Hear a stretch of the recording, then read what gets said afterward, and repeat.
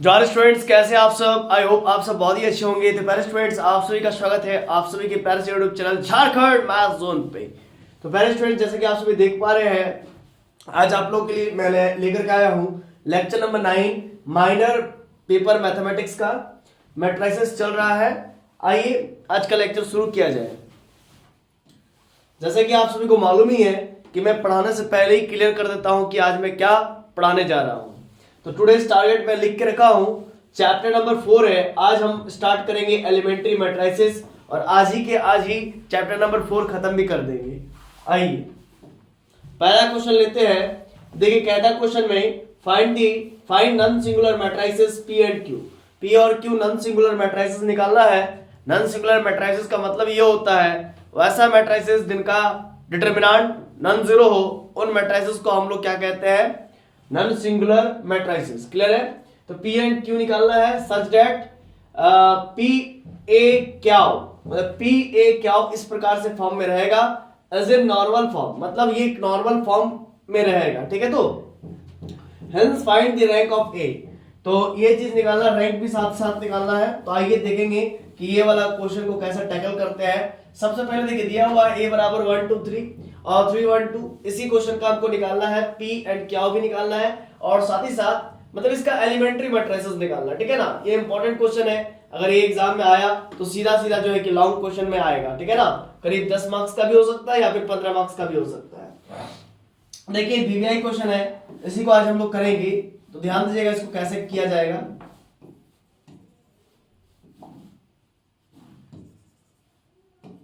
चलिए तो स्टार्ट करते हैं आज का लेक्चर।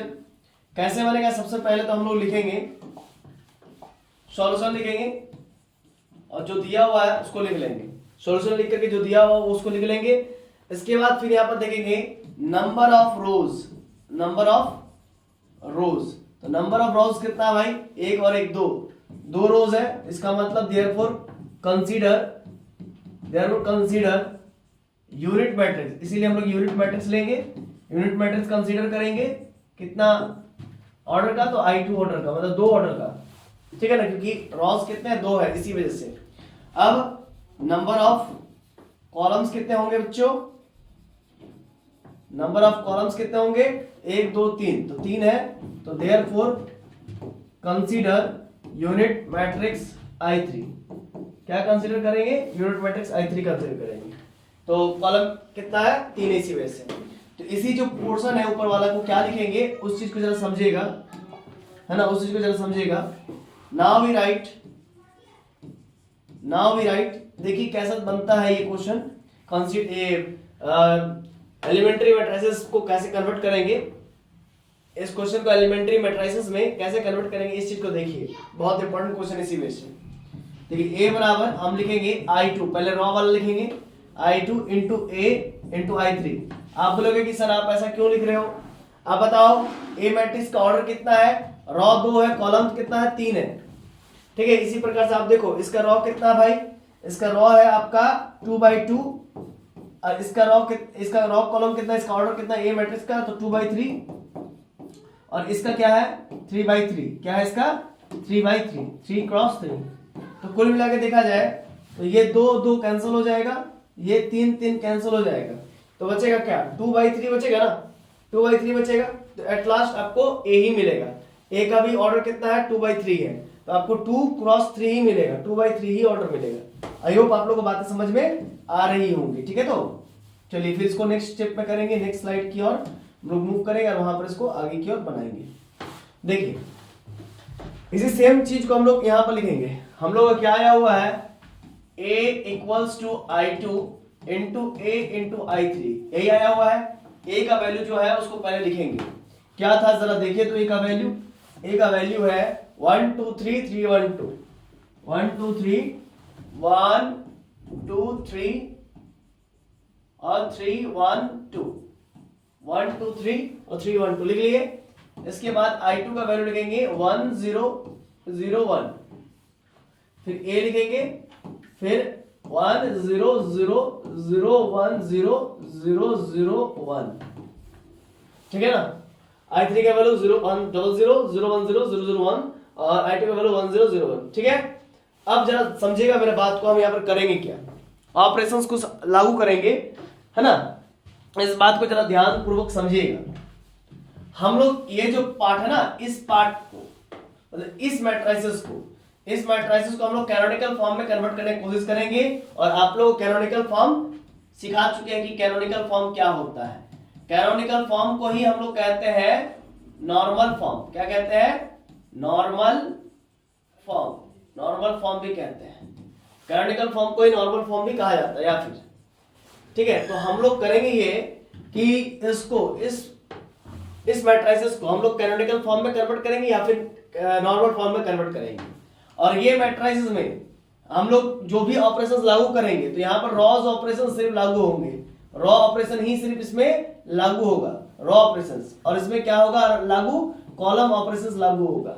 ये बात को समझ लीजिए, कॉलम ऑपरेशन इसमें लागू होगा, ठीक है। हमको इस मैट्रिसेस को कैनोनिकल फॉर्म में कन्वर्ट करना है, तो हम हो सकता है कि रॉ ऑपरेशंस भी लगाए और कॉलम ऑपरेशंस भी लगाए। तो यहां पर हम दोनों ही ऑपरेशंस एक साथ लगाएंगे, रॉ ऑपरेशंस भी लगाएंगे और कॉलम ऑपरेशंस भी लगाएंगे। इसमें तो रॉ और कॉलम ऑपरेशन दोनों एक साथ लग सकता है, लेकिन जब आप रॉ ऑपरेशंस इस पे लगाइएगा तो इसमें सिर्फ और सिर्फ रॉ ऑपरेशंस लागू होगा और इस पे रॉ ऑपरेशंस लागू नहीं होगा।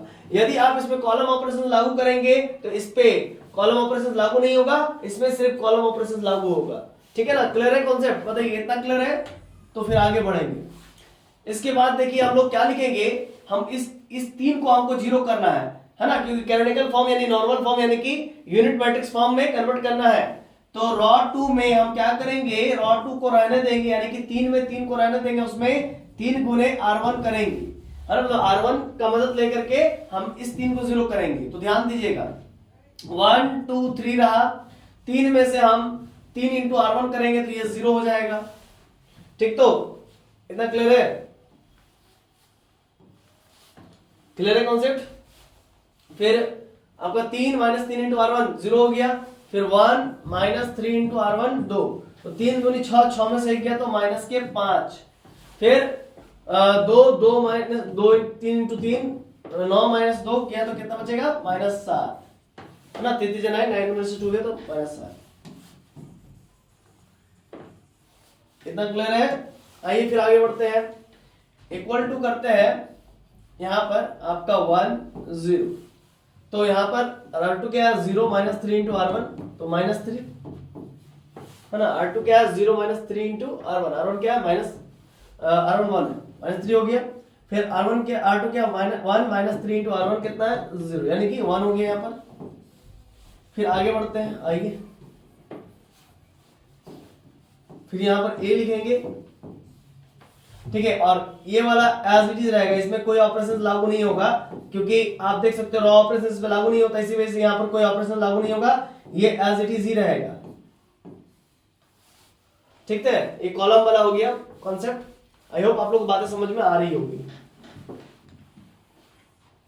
चलिए फिर आगे बढ़ते हैं। अब यहां तक तो क्लियर है कि R2 में हम क्या किए, R2 को रहने दिए, तो 3 माइनस 3 इंटू R1 क्यों किए? क्योंकि इस 3 को खत्म करना था, खत्म कर दिए।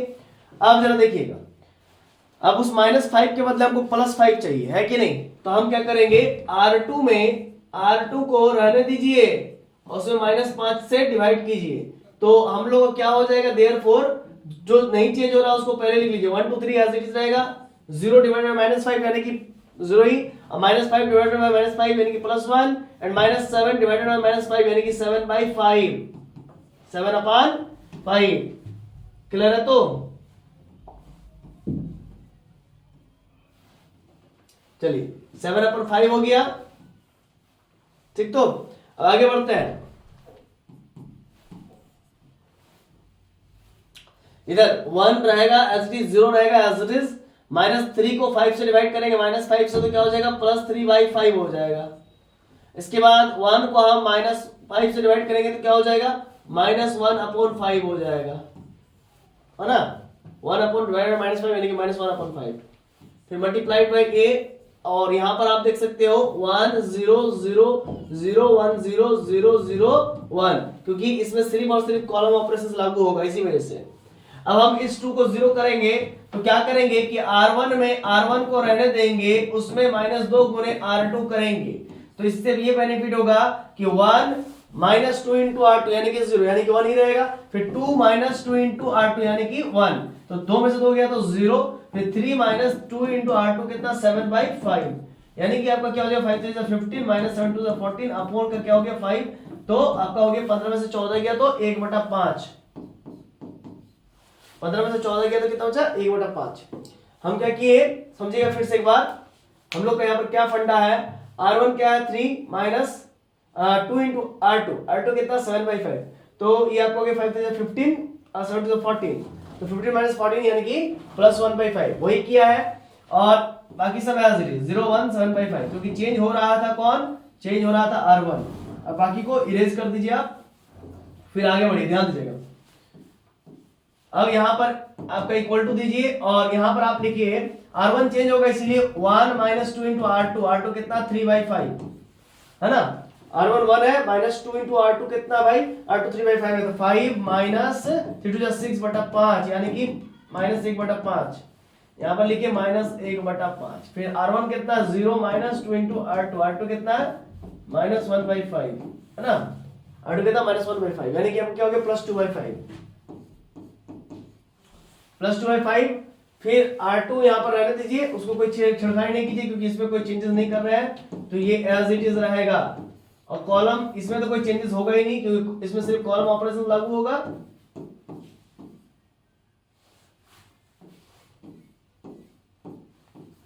ठीक, आइए फिर इसको आगे इरेज करके आगे बढ़ते हैं, मूव करेंगे ना।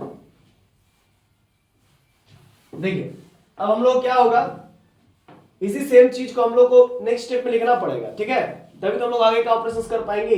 101/5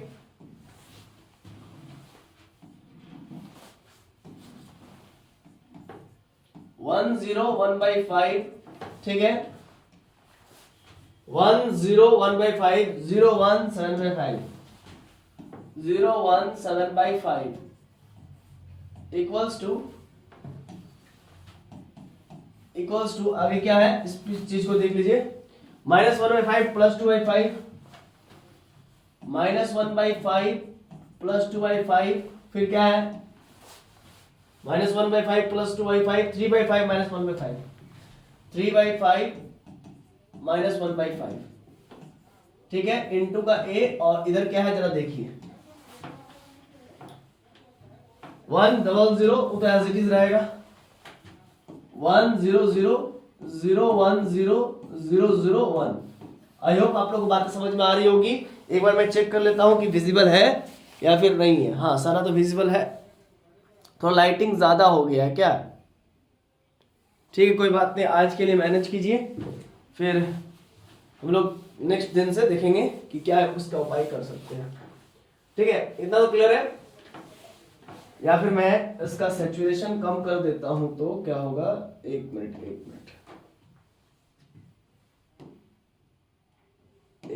अब मैं थोड़ा चेक करना चाहूंगा। कोई विशेष फर्क नहीं पड़ रहा है, बट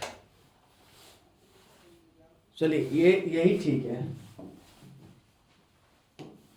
यही ठीक है, ये बेस्ट है। ठीक है, आप लोग अब कोई दिक्कत नहीं हो रहा होगा। चलिए यहां तक तो क्लियर है।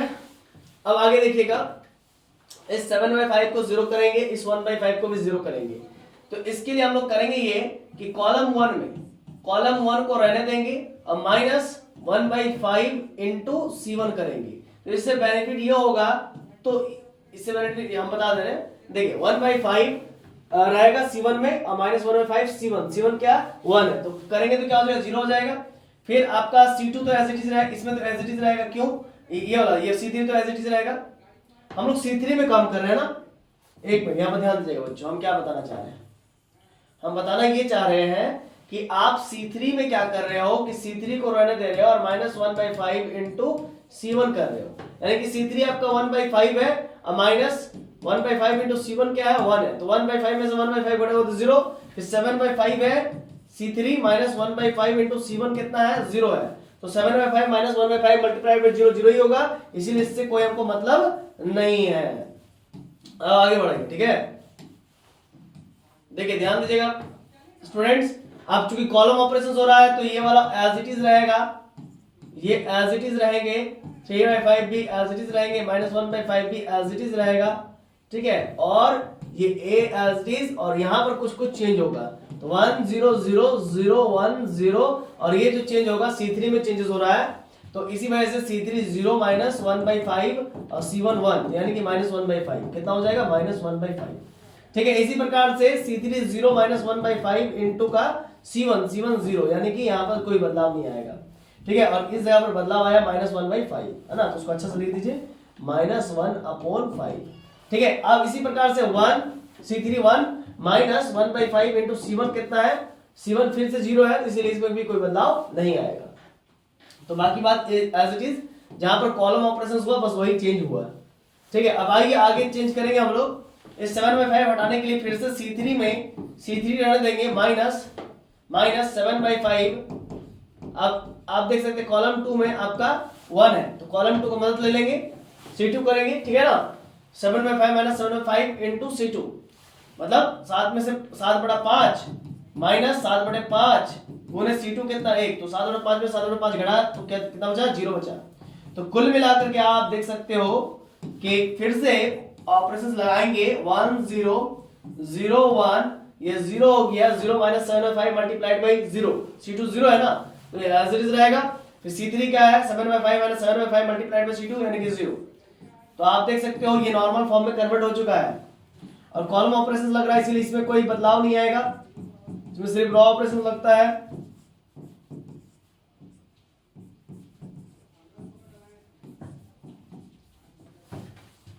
आइए 1 0 0 लिखिए, 0 1 0 लिखिए, अब ये -1/5 रहेगा ही रहेगा। अब समझिएगा कैसे, C3 क्या है, -1/5, -1/5 में से आप -1/5 -7/5 इंटू C2 0, तो -1/5 ही रहेगा। फिर 0 -7/5 इंटू कितना हो जाएगा, C2 कितना हो जाएगा 1, यानी कि -7/5, इस पोर्शन पर -7/5 आएगा। कैसे, तो C3 मेरा क्या है, 0 है, माइनस इसको 7/5 से मल्टीप्लाई कर रहे हैं C2 के साथ, C2 क्या 1, तो -7/5। इसी प्रकार से अगर C3 क्या है 0 -7/5 इंटू C2 कितना 0, यानी कि -0, या फिर 0 ही लिखिए, -0 कहने का क्या मतलब होता है, कुछ मतलब नहीं होता, ठीक है। आइए फिर आगे देखते हैं, आगे आप एक चीज कंपेयर कीजिए, आपको सब चीज समझ में आ गया होगा, आ जाएगा। देखिए यहां पर आपका क्या मिला, I2 आइडेंटिटी मैट्रिक्स मिला 2 ऑर्डर का, और ये 0 मिला, एक तो 0 इधर इक्वल्स टू ये जो पोर्शन है इसको कहेंगे P, इसको कहेंगे A जो कि है ही, और ये है Q आपका। तो कुल मिलाकर के आप यहां से कह सकते हो therefore rank of A matrix का रैंक कितना आया 2, एंड P मैट्रिक्स, अब P मैट्रिक्स क्या आया, P बराबर क्या आया उसको लिखिए यहां से कंपेयर करके, -1/5, ठीक है, इसके बाद 2/5, ठीक है, 3/5, है ना, और -1/5, एक मैट्रिक्स मिला 2/2 ऑर्डर का, ठीक है, ये वाला। फिर Q क्या मिला, तो वो भी लिख लीजिए एंड करके, Q बराबर आपका मिला है 1 0 0 0 1 0 0 1 0 -1/5, फिर -7/5, ठीक है, और आपका -7/5 और 0, ये Q मिला है। आई होप आप लोगों को समझ में आ गया होगा कि इसको एलिमेंट्री मैट्रिसेस क्यों कहते हैं, क्योंकि एलिमेंट्री मैट्रिक्स यानी कि एक मैट्रिक्स की मदद से हमने 3 मैट्रिक्स को लिख डाला। आई होप आप लोग बातें समझ पा रहे होंगे, ठीक है। देखिए ये क्वेश्चन था हमारा, ये क्वेश्चन था find the non singular matrices P and Q।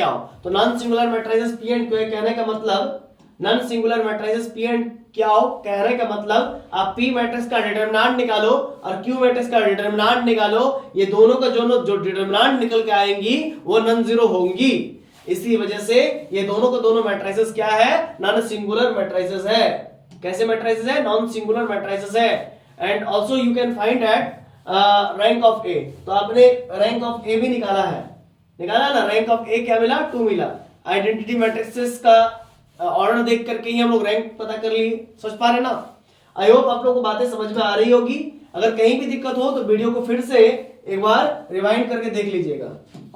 और आइए फिर एक नया क्वेश्चन के साथ इसको फिर से एक बार देखते हैं इस क्वेश्चंस को, एक और क्वेश्चन देखते हैं एलिमेंट्री मैट्रिसेस से रिलेटेड, क्योंकि ये वीवीआई क्वेश्चन ही मैं डील कर रहा हूं जो कि एग्जाम पॉइंट ऑफ व्यू से बहुत इंपॉर्टेंट है, ठीक है, जो एग्जाम में आ सकते हैं वैसे ही क्वेश्चन को मैं डील कर रहा हूं। यहाँ पर ए बराबर आपका दिया हुआ 1 1 1 1 -1 -1 3 1 1, तो टोटल नंबर ऑफ रॉस कितने हैं 3, तो consider unit matrix I3 consider करेंगे unit matrix. Total number of columns कितने हैं, तो 3 है, तो कंसीडर यूनिट मैट्रिक्स I3, इसीलिए कंसीडर करेंगे यूनिट मैट्रिक्स I3। फिर देखिए अब हम we can write written as A बराबर I3 इंटू ए इंटू I3 लिखेंगे। रॉ भी कितने थे भाई, रॉ भी 3 थे और कॉलम भी 3 थे, तो हम ए बराबर कैसे लिखेंगे, I3 का वैल्यू 1 0 0 0 1 0 0 0 1 ए, और यहाँ पर 1 0 0 0 1 0 0 0 1, ठीक है। तो कहने का मतलब ये जो मैट्रिसेस है इसका ऑर्डर कितना 3/3, इसका ऑर्डर कितना है 3/3, इसका ऑर्डर कितना है 3/3 ए मैट्रिक्स का, ठीक है ना। आप देख सकते हो ये मैट्रिक्स है ना ये वाला, इसका ऑर्डर 3/3 और इसका भी 3/3, तो आप देख सकते हो 3 3 से कट जाएगा, 3 अब 3 से कट जाएगा तो बचेगा 3/3। आई होप आप लोगों को बातें समझ में आ रही होंगी कि मैंने ऐसा क्यों किया है। अब आगे देखिए जो अभी क्वेश्चन बताया है उसी टाइप का क्वेश्चन बनेगा ये भी, तो इसको हम लोग क्या करेंगे आइडेंटिटी मैट्रिक्स में कन्वर्ट करेंगे, यानी कि नॉर्मल फॉर्म में कन्वर्ट करेंगे, जिसे हम लोग कैनोनिकल फॉर्म भी कहते हैं। इसको ऑपरेशंस इसमें रॉ कॉलम दोनों लगाएंगे और लगा करके इसको हम लोग नॉर्मल फॉर्म यानी कि कैनोनिकल फॉर्म में कन्वर्ट करेंगे। एंड यहां पर सिर्फ और सिर्फ जैसे कि रॉ कॉलम ऑपरेशन लागू करेंगे तो इसमें सिर्फ और सिर्फ रॉ ऑपरेशन लागू होगा और इसमें सिर्फ और सिर्फ कॉलम ऑपरेशन लागू होगा। इसमें रॉ ऑपरेशन लागू होगा लेकिन कॉलम इसमें लागू नहीं होगा, इसमें कॉलम ऑपरेशन लागू होगा लेकिन इसमें रॉ ऑपरेशन लागू नहीं होगा। आइए देखते हैं आगे। देखिए हम क्या किए हैं एक बात समझिएगा, यहां पर इसको आइडेंटिटी बनाना है तो 1 1 1 करना पड़ेगा। जो भी नॉन डायगोनल एलिमेंट्स है, नॉन डायगोनल एलिमेंट्स का मतलब क्या हुआ कि ये नॉन डायगोनल है, ये नॉन डायगोनल है, ये नॉन डायगोनल है, ये नॉन डायगोनल है, ये नॉन डायगोनल है, ये नॉन डायगोनल है, तो जो भी नॉन डायगोनल एलिमेंट्स होंगे उन सभी नॉन डायगोनल एलिमेंट्स को 0 करेंगे और जो डायगोनल एलिमेंट्स होंगे उनको 1 1 1 यानी कि यूनिट में कन्वर्ट करेंगे, है ना, यूनिट एलिमेंट में कन्वर्ट करेंगे। यहाँ पर माइनस है तो उसको पॉजिटिव कर देंगे। तो देख सकते हैं यहाँ पर एक ऑपरेशन लगाए हैं, ये ऑपरेशंस के तहत R2 में R2 रहने दिए माइनस R1 किए, यानी कि आप इसको इससे घटा दीजिएगा तो यहाँ पर 0 हो जाएगा। समझ पा रहे हैं ना, तो वही ऑपरेशंस यहाँ पर लागू किए हैं और यहाँ पर भी ऑपरेशंस तो लागू हुआ है। देख सकते हैं R1 में R2 घटाए तो 0 में -1 घटाएंगे तो -1 होगा ना, यहाँ पर -1 होगी इसीलिए। आई होप आप लोगों को बात समझ में आई होगी। फिर नेक्स्ट स्टेप में R3 में 3 × R1 किए, है ना, तो आप देख सकते हो ये R3 है 3 है तो 3 में 3 × R1 1 है तो 3 - 3 × 1 यानी कि 3 में 3 गया तो 0 बच जाएगा। इसी प्रकार से यहाँ पर भी रॉ ऑपरेशन लागू हुआ होगा और यहाँ पर रॉ ऑपरेशन लागू नहीं है, यहाँ पर भी रॉ ऑपरेशन लागू नहीं है, ये एज इट इज है, ये भी एज इट इज है, आप देख सकते हो। फिर इसी प्रकार से हम R3 में R2 घटा दिए, यानी कि R3 क्या है -2 है, -2 में फिर -2 घटा देंगे तो ये 0 हो जाएगा। इस वजह से इसको हमको 0 करना था, इसीलिए इसको देखिए मेन मंशा ये रहना चाहिए, मेन मोटो ये रहना चाहिए कि इसको यूनिट मैट्रिक्स यानी कि इसको कैनोनिकल फॉर्म, इसको हम लोग नॉर्मल फॉर्म में कन्वर्ट करेंगे और बाकी होगा अपने आप हो जाएगा। तो इसलिए 0 हो गया। फिर आप देख सकते हैं यहां पर भी बदलाव आया है। देखिए R3 में हम 3 × R1 करेंगे, क्या किए हैं जरा देखिए, R3 - R2 किए तो R3 में चेंज हो रहा है, R3 में चेंज हो रहा है तो R3 में से R2 घटाएंगे तो ये -1 हो जाएगा, तो ये -1 हो गया, ठीक है। यार 4 कैसे हुआ इसको भी समझा देते हैं। R3 क्या है आपका 0, R3 आपका क्या है 0 माइनस R2 घटाएंगे -1 घटाएंगे तो +1 होना चाहिए। यहां पर R3 में R2 घटाएंगे, यहां पर कुछ मिस्टेक हुआ है उसको देख लीजिएगा। हाँ यहाँ पर -1 है, ये बाकी सही है, -1 1 0 ठीक है। R3 में R2 घटाएंगे, ठीक है। यहाँ पर थोड़ा मिस्टेक हुआ है, इसको थोड़ा सा आप लोग सुधार लीजिएगा।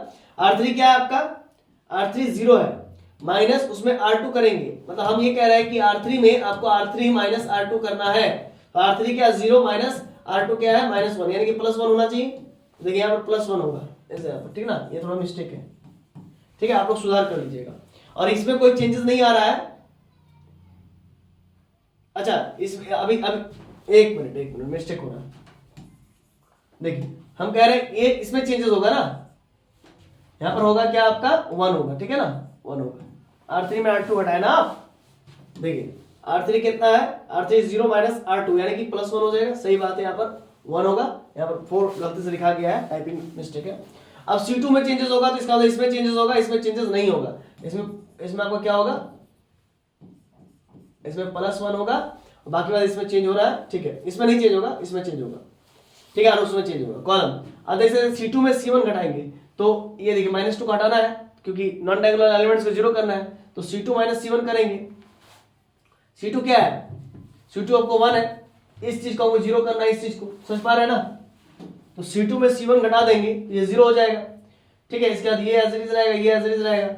फिर C2 में इधर C2 में C1 घटाएंगे तो C1 0 है, तो उसमें -2 ही रहेगा, कोई फर्क नहीं पड़ेगा।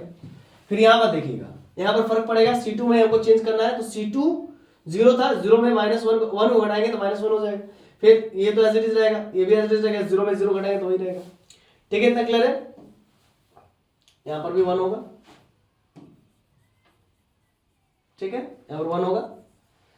अब आप C3 में C2 घटाइए, ठीक है, यहाँ पर ध्यान दीजिएगा। अब हमको ये वाला चीज को हटाना होगा, है ना, ये वाला चीज को हटाना पड़ेगा ना जी, -2 घटाना पड़ेगा, 1 को हटाना पड़ेगा। तो C3 में हम क्या करेंगे, C2 घटा देंगे। C3 में C2 घटा देंगे तो 1 में 1 गया तो 0 बच जाएगा, सिंपल, ठीक है। तो देख सकते हैं C3 में C2 घटा दिए तो क्या बचा है आपका, यहां तक तो क्लियर है ना आपको। हम कह रहे हैं कि C3 में आप C2 घटाइए, C3 में चेंज करना है। देखिए आपका ये C3 है, ये आपका C3 है, ठीक है ना। C3 में C2 घटाएंगे तो C3 में C2 घटाएंगे तो 1 में से 0 घटाएंगे तो 1 ही बचेगा। फिर -2 में से -2 घटाएंगे तो यहाँ पर 0 बचेगा। तो आप देख सकते हैं नेक्स्ट स्लाइड में यहाँ पर 0 बचेगा, ठीक है। फिर इधर भी 0 रहेगा, ठीक है। ये आपको पूरा काम करके दिखा दिए। फिर इधर कॉलम ऑपरेशन आएगा तो इधर भी चेंजेस होगा। तो यहाँ पर देखिए आप C3 में आपको C2 में चेंजेस करना है ना, यहाँ पर किसको चेंज करना है, C3 में, हाँ C3 में C2 घटाना है। तो C3 क्या है जी, 0, इसमें C2 घटाएंगे तो क्या होगा, तो +1 हो जाएगा, 0 -1 यानी कि -1 हो जाएगा, ठीक है। तो यहाँ पर +1 -1, हाँ ठीक, समझ पा रहे हैं ना। इसी प्रकार से C3 में C1 को घटाएंगे तो C3 क्या है, C3 आपका ये है, इसमें 1 माइनस C1 यानी कि 1 में से 1 घटाया तो 0, फिर 0 - 0 0, फिर 0 - 0 0। आई होप आप लोग क्लियर हो रही है बातें।